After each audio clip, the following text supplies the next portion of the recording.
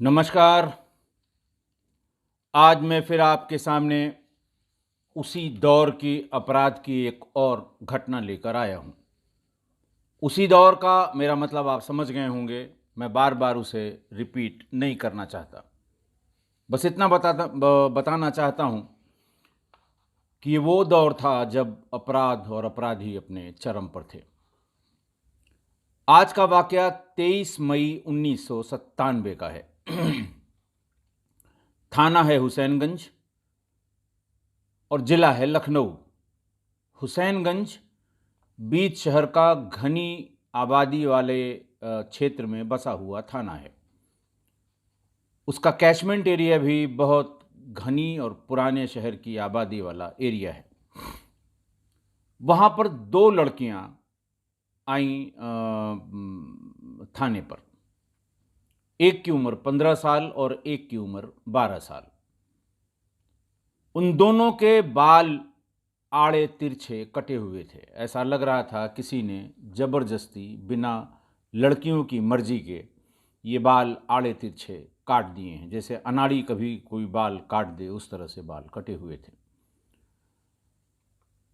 उन्होंने आके अपनी बात बतानी शुरू की इंस्पेक्टर हुसैनगंज को। पहले तो हुसैनगंज के इंस्पेक्टर ने पूछा कि भाई ये बाल को तुम्हारे क्या हो गया? फैशन में तो ये बाल हैं नहीं, ये क्या बात है? कैसे काटे हैं या कटवाए हैं तुमने? ये सुन के वो दोनों लड़कियां रोने लगीं और फूट फूट कर रोने लगीं। उन्होंने बताया कि साहब हम लोग असमिया लड़कियां हैं, आसाम की रहने वाली हैं।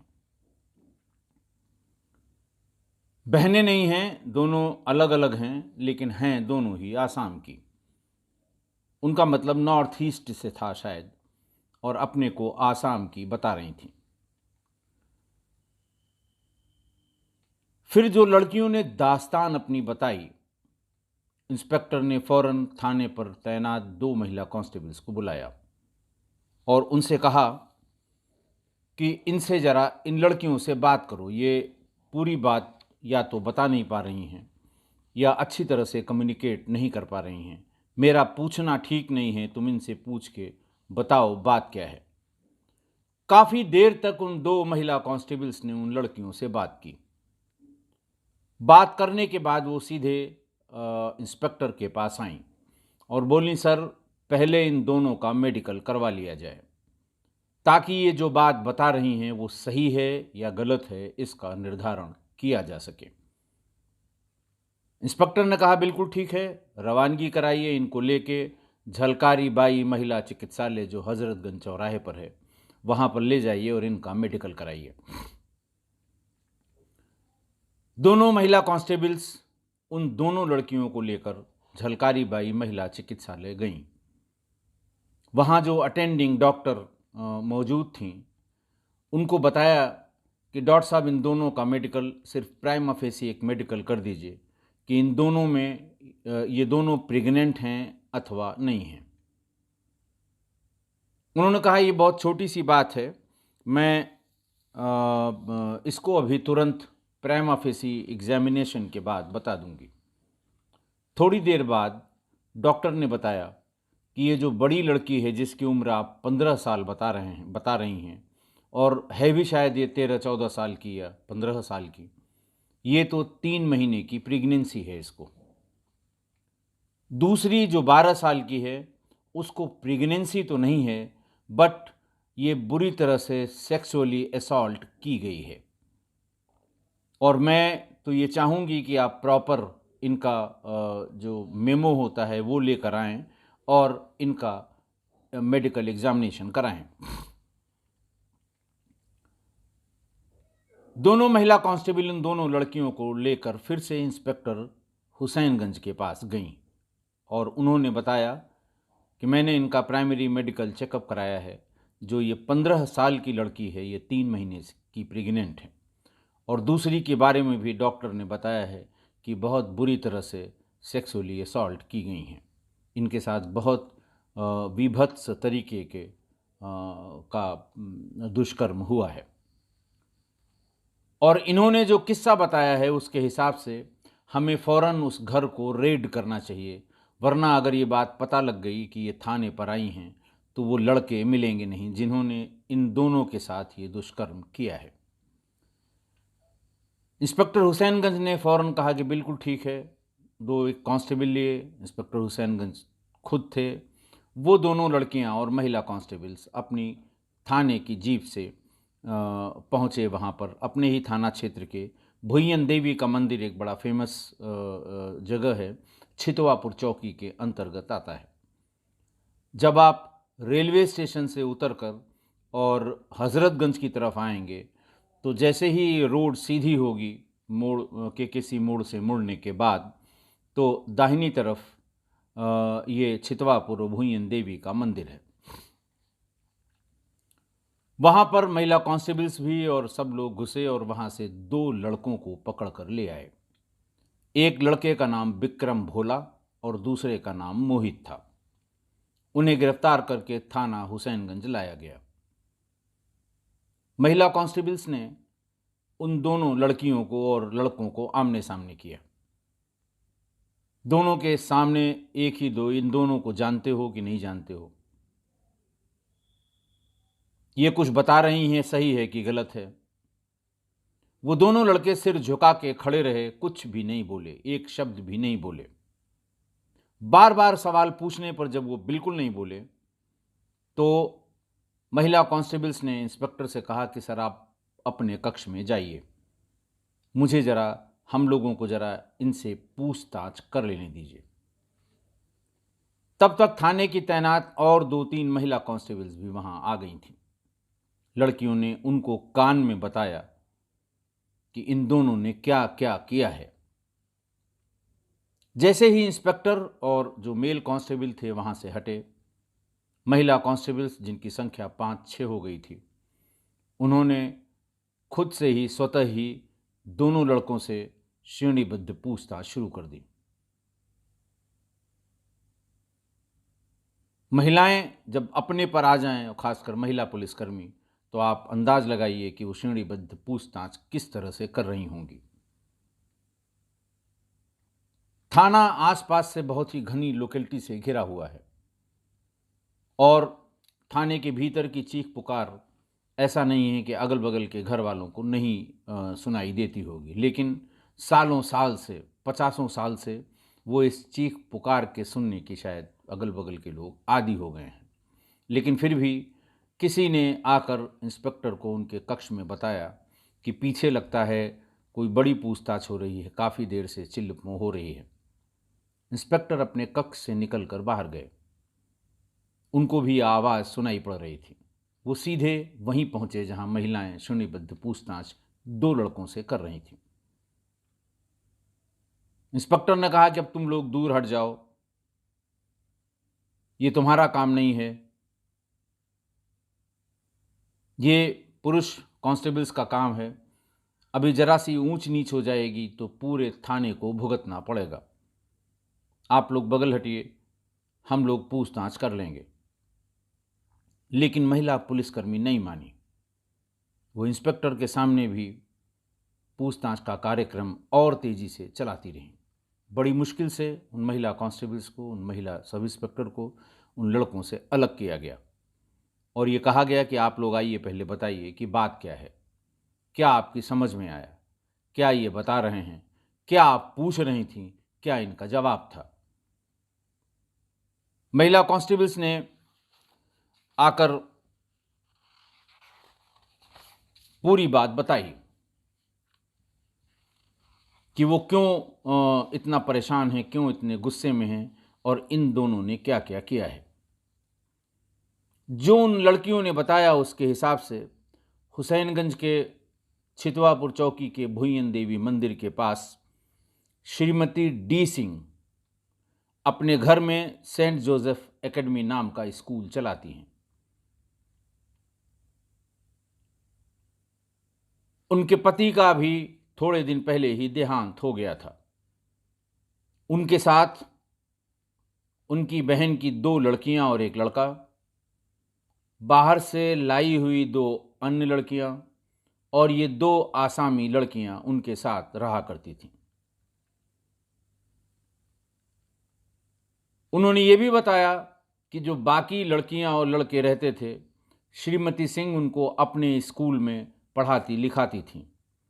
इसके पहले भी जो इस तरह की लड़कियां या लड़के उनके यहाँ रहते थे, उनको भी पढ़ाया लिखाया और उनमें से दो एक तो अब अच्छी नौकरी भी करने लगे हैं।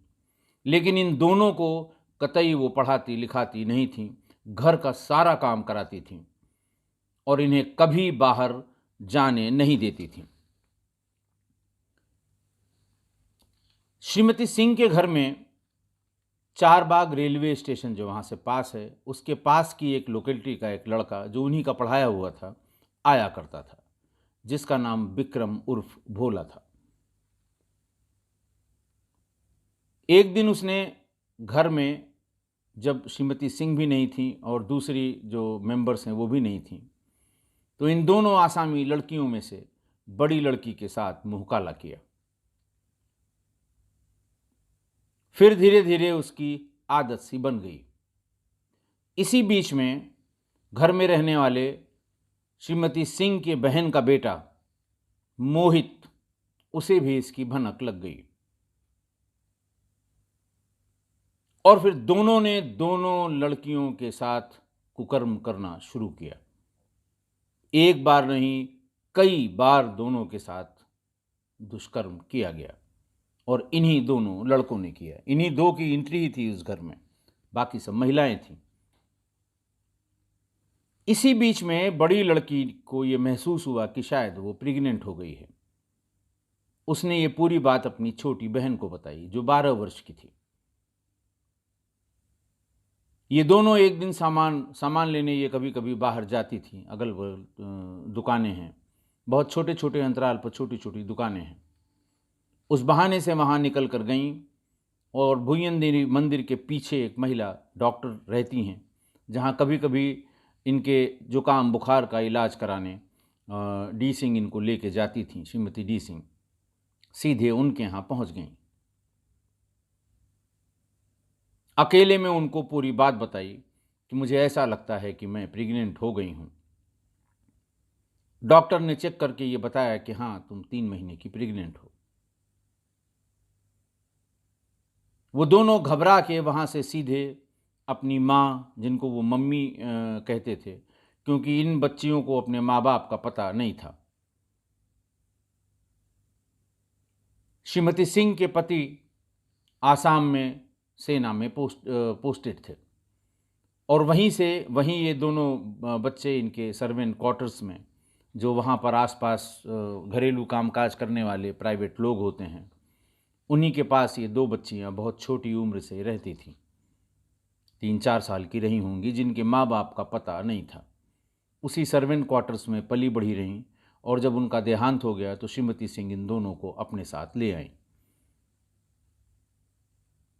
वो लड़कियां उन्हीं को अपना, जो दिवंगत हो गए श्रीमती डी सिंह के पति, उनको अपना पापा और इनको अपनी मम्मी कहती थी।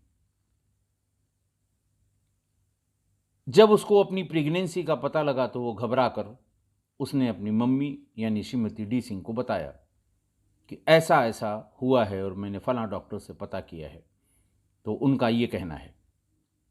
इस पर डी सिंह ने उन दोनों लड़कियों को बहुत मारा। मुझसे क्यों नहीं बताया, सीधे डॉक्टर के पास कैसे चली गई और क्या माजरा है। दोनों लड़कियों ने उन दोनों लड़कों के नाम भी बता दिए। श्रीमती डी सिंह को लगा कि एक बार बाहर गई है, फिर न बाहर चली जाए, तो उन दोनों के बालों को बेतरतीब तरीके से, कहीं बहुत कम कहीं बहुत ज़्यादा, ऐसे काट दिए कि वो बाहर न निकल सकें।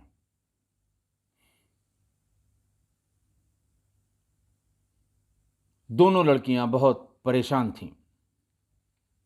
उन पर तगड़ा पहरा लगाया गया कि ये बाहर न जा सकें।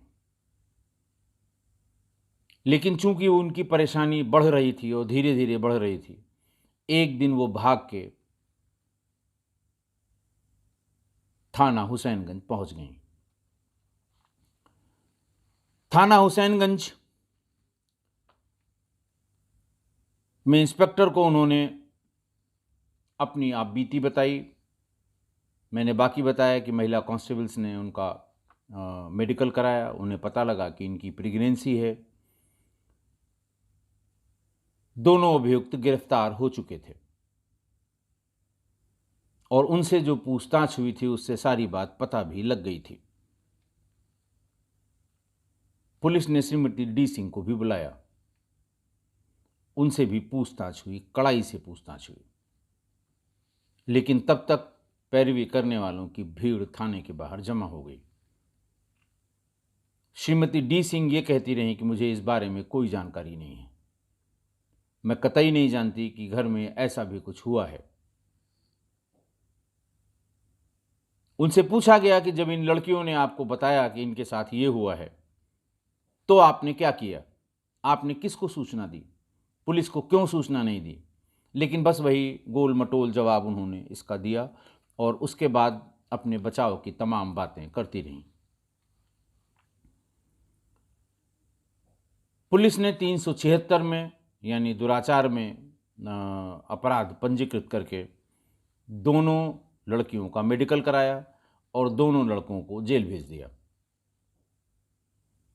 मेडिकल कराने के बाद लड़की को महिला थाने में रखा गया। अगले दिन उसे कोर्ट में पेश किया गया और ये कहा गया कि इन दोनों को अपने माँ बाप का नाम नहीं पता है, थाने पर इनको रखना उचित नहीं है, सुप्रीम कोर्ट्स की गाइडलाइंस भी हैं, लिहाजा इनको महिला संरक्षण गृह में रखने का आदेश दिया जाए।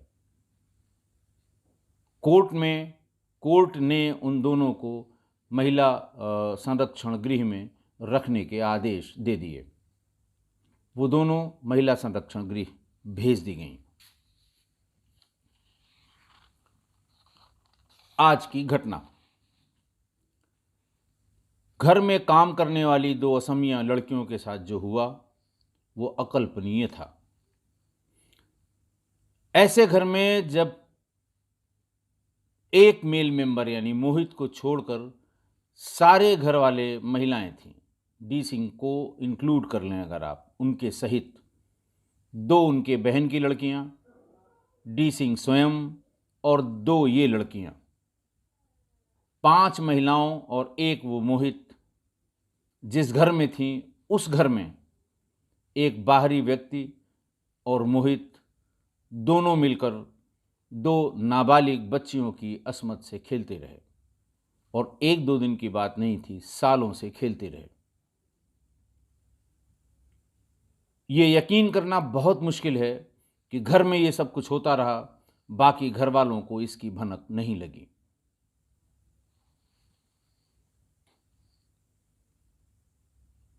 और जब लूटी पिटी इन दोनों बच्चियों ने अपनी माँ समान, अपनी मुंह बोली माँ से इस बात की शिकायत की कि मेरे साथ ये अनर्थ हुआ और मैं प्रेग्नेंट हो गई,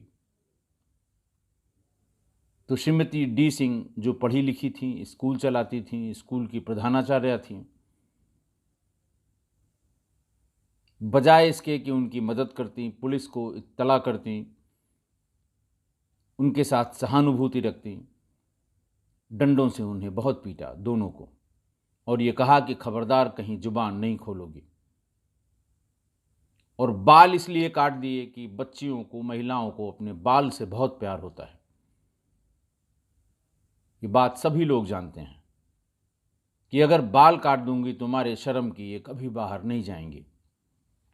लेकिन उन लड़कियों ने, उन बच्चियों ने, नॉर्थ ईस्ट की उन 2 बच्चियों ने अपने ऊपर हो रहे अत्याचार के खिलाफ आवाज उठाई। उस जमाने में पॉक्सो एक्ट नहीं था, पॉक्सो एक्ट 2012 में आया। पॉक्सो एक्ट में बहुत गंभीर प्राविधान हैं। एडिंग एंड एबेटिंग ऑफ क्राइम, यानी अगर कोई महिला या पुरुष किसी नाबालिग बच्चे को उकसाता है या किसी पर्पस से ये कोशिश करता है कि वो किसी के साथ सेक्सुअल रिलेशन रखे, उनके लिए भी सजा का स्पष्ट प्रावधान है, दंड का प्राविधान है। 376 में मुकदमा लिखा और श्रीमती डी सिंह के खिलाफ 120 बी का मुकदमा लिखाया जाना चाहिए था। उन्हें भी जेल भेजा जाना चाहिए था। लेकिन चूंकि हाई प्रोफाइल महिला थी, एक्स आर्मी मैन की पत्नी थी, स्कूल चलाती थी, बहुत ढेर सारे पेरेंट्स अपने बच्चों को वहाँ भेजते थे, सब उनकी पैरवी में उतर आए। पुलिस का उस समय कहना था कि साहब इनके खिलाफ गवाही देने वाला कोई नहीं है। उन दोनों लड़कियों के सिवा और भी लड़कियां जो घर में हैं वो गवाही देने को तैयार नहीं हैं, या वो कहती हैं कि इनको पता नहीं था, इनसे कोई मतलब नहीं है। वो तो कहेंगी ही, क्योंकि उन्हीं के यहाँ रह रही हैं, उन्हीं के यहाँ संरक्षण प्राप्त कर रही हैं, उन्हीं का खाना खा रही हैं, इसलिए वो क्यों गवाही देंगी। जो भुक्तभोगी हैं वही गवाही दे सकते हैं। और ऐसे में जब पुलिस अपने गवाह बनाकर खड़ा कर देती है, पुलिस ने गवाह बनाकर खड़ा करने की भी जहमत नहीं उठाई। लड़कियां महिला संरक्षण गृह में पड़ी रहीं, उन्हें लेने कोई नहीं आया। महिला संरक्षण गृह की जो संचालिका होती हैं, सरकारी होते हैं, काफ़ी दिन बाद उन्होंने कोर्ट को एक एप्लीकेशन दी कि साहब इनका कोई पुरसहाल नहीं है, इनके माँ बाप का पता कराने के लिए आईओ को निर्देशित किया जाए या पुलिस को निर्देशित किया जाए। पुलिस को कहाँ फुर्सत है कि आसाम जाके इनके माँ बाप का पता लगाए।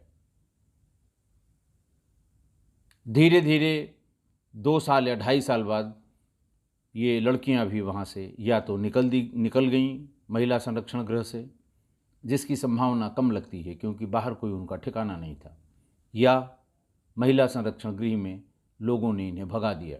बहुत आम बात है ये कहाँ गई किसी को नहीं पता। और जब पीड़िता ही बाहर हो गई, उसे कोर्ट में जाने का मौका नहीं मिला, तो आप समझ सकते हैं दोनों की जमानत कितनी जल्दी हो गई होगी। मतलब इतनी गंभीर घटना हुई, 2 लड़कियों का शारीरिक मानसिक शोषण हुआ, लेकिन किसी का कुछ नहीं बिगड़ा क्योंकि वो लावारिस थीं। उन्होंने सिर्फ इतनी गलती की थी कि अपने खिलाफ हो रहे अत्याचार के खिलाफ खड़ी हो गई थी। और इस तरह की घटनाएं उसी दौर में हुआ करती थी, उसी दौर में संभव था, और इसीलिए उस दौर में अपराध और अपराधी अपने चरम पर थे। महिला संरक्षण गृह के ऐसे किस्से उस जमाने में बहुत आम थे। अभी 2-3 साल पहले बिहार के, 4 साल पहले हमारे ख्याल से, इस तरह का एक बहुत ही सनसनीखेज कांड का खुलासा हुआ था, जो आपने इंटरनेट पे, टीवी पर देखा होगा। सीबीआई ने उसकी जांच की थी और पुराने कंकाल बरामद हुए थे। यानी उन लड़कियों के साथ आज से 15 साल 20 साल पहले भी यही हुआ होगा। मुझे उम्मीद है कि आप इससे सहमत होंगे। एक बात और आज मैं कहना चाहूँगा कि कल भी 2 लोगों ने टिप्पणियाँ की कि साहब ऐसे अपराध के किस्से सुनने का क्या फ़ायदा जिसके अंत का पता ही नहीं है। किसका क्या हुआ, कौन कहाँ गया, छूटा कि नहीं छूटा, कब ज़मानत हुई, कब बाहर आए, लड़की का क्या हुआ, तमाम तरह की बातें लिखी गई हैं, कल आप टिप्पणियों में देख सकते हैं। और मैं बार बार रिपीट करता हूं कि साहब ये 24-25 साल 26 साल पहले की घटनाएं हैं। उस समय का कोई डाटाबेस उपलब्ध नहीं है। क्रिमिनल जस्टिस सिस्टम के हर पायदान पर सारा काम मैनुअल लिखा पढ़ी से होता था। इतने पुराने केसेस के जो रिकॉर्ड्स हैं वो थानों में नष्ट हो गए हैं। अदालतों में ऐसे हजारों हजार केसेस बंडल ईयर वाइज और कहीं कहीं मंथ वाइज बंडल बना के उनके रिकॉर्ड रूम में पहाड़ की तरह पड़े हुए हैं। किसको इतनी फुर्सत है कि एक पर्टिकुलर केस के फाइल को निकाल कर वो हमको या आपको ये बताए कि इसमें हुआ क्या था। ऐसा दौर था वो। आज आपको किसी भी क्राइम के, किसी भी ट्रायल के बारे में कोई जानकारी करनी हो, आप एक क्लिक पर पता कर लेंगे किसकी ज़मानत कब हुई थी, कहाँ गया था, उसके बाद फिर वो बेल उसने कब जंप की, कब उसके खिलाफ नॉन बेलेबल वारंट हुआ, कब कब सुनवाई हुई, फाइनल हियरिंग में क्या हुआ, और कोर्ट ने क्या जजमेंट दिया, सब कुछ मिलेगा आपको। लेकिन उस ज़माने में सब कुछ मैनुअल था।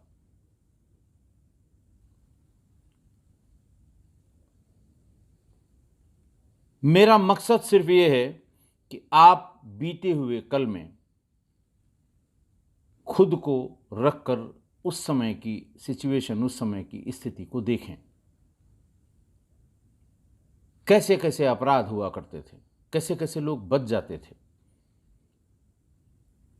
अपराध और अपराधी की मानसिकता, पुलिस की लाचारी और काहिली, ये उसी दौर में देखने को मिलेगी। हालांकि मैं धन्यवाद दूंगा, मैं बहुत आभार व्यक्त करूंगा किस्सागोई परिवार के लोगों का कि इस तरह की ज़्यादातर घटनाओं में फाइनली क्या हुआ, जो लोग वहाँ आसपास के रहने वाले हैं उन्होंने बहुत डिटेल में लिखा भी है, बताया भी है। मानक नगर रेलवे स्टेशन पर उस लड़की का जिसके बारे में मैंने बताया था कि 12 दिनों तक उसके साथ मोहल्ले के अलग अलग लोग बलात्कार करते रहे। आप देखिए, मानक नगर में उस जमाने में जो लोग रहते थे उन्होंने पूरी बात बताई, उस मोहल्ले के बारे में बताई। और कुछ लोगों ने तो ये तक लिखा कि साहब हमारा बचपन RDSO कॉलोनी में बीता है, उनके पिताजी वहाँ बहुत हायर पोजीशन में रहे होंगे, लेकिन हम लोग कभी भूल के भी इन तीनों चारों मोहल्लों में नहीं जाते थे। मेहंदी खेड़ा और कौन कौन से नाम उन्होंने बताए हैं जो उस समय मैंने आपको बताए थे। अब ये कॉलोनियाँ बड़ी बड़ी वहाँ डेवलप हो गई हैं, लेकिन उस ज़माने में वहाँ लड़कियाँ, औरतें भूल के नहीं जाती थीं। उन लोगों को भी जो हमारे परिवार के, किस्सागोई परिवार के सदस्य हैं, उनको भी अपना बीता हुआ कल, बीता हुआ समय, उस दौर का जो अपराध था वो याद आया और उन्होंने लिखा भी। तो इसको आप कतई ऐसा न लें कि नहीं साहब ये इसमें कोई एंड का पता नहीं लगा इसलिए इसको सुनने से कोई फ़ायदा नहीं है।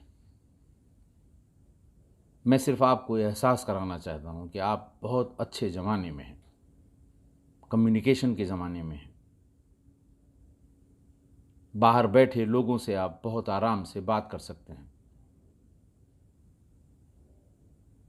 आमने सामने बात कर सकते हैं, वीडियो कॉल पर बात कर सकते हैं। ये फ़र्क था उस ज़माने में और आज के ज़माने में। और दूसरा ये कि हमने शुरू से और पार्ट 300 तक आपको एक एक अपराध, उसका क्राइम नंबर, उसका चार्जशीट नंबर, उसके ट्रायल की स्टेज, कौन कहाँ गया, क्या उसके साथ हुआ, ये सब बताया है। लेकिन इतने पुराने 24 साल 25 साल पुराने केसेस के बारे में मुझे कहीं कोई रिकॉर्ड नहीं मिल रहा है कि मैं आपको बता सकूं। कुछ याददाश्त थे, कुछ डायरी में लिखे हुए इंसिडेंट से और कुछ पेपर कटिंग से। मैं भी सुन के कभी कभी जब भी मैं पढ़ता हूँ उन पुरानी चीज़ों को जो मेरी खुद की देखी हुई हैं, मैंने खुद विज़िट किया है। लखनऊ के ज़्यादातर इम्पॉर्टेंट और हीनियस क्राइम्स, चाहे वो मेरी सर्किल के हों चाहे ना हों, लेकिन मैंने विज़िट किया है सिर्फ इसलिए कि कल को हमारे यहाँ अगर ऐसी घटना हो जाएगी तो हम कैसे उसका अनावरण करेंगे। इतने दिनों बाद उसको पढ़ने पर मुझे भी सिहरन कभी कभी होने लगती है। और आज की इस घटना की भी पेपर कटिंग मैं कम्युनिटी में पोस्ट करूँगा। आप पढ़ें, आपको अंदाज़ लगेगा क्या था उस समय, और मैं क्यों आपको बाद की बात यानी रिकॉर्ड्स में आगे क्या हुआ नहीं बता पा रहा हूँ। हमारे ख्याल से आज के लिए इतना ही। बहुत बहुत धन्यवाद।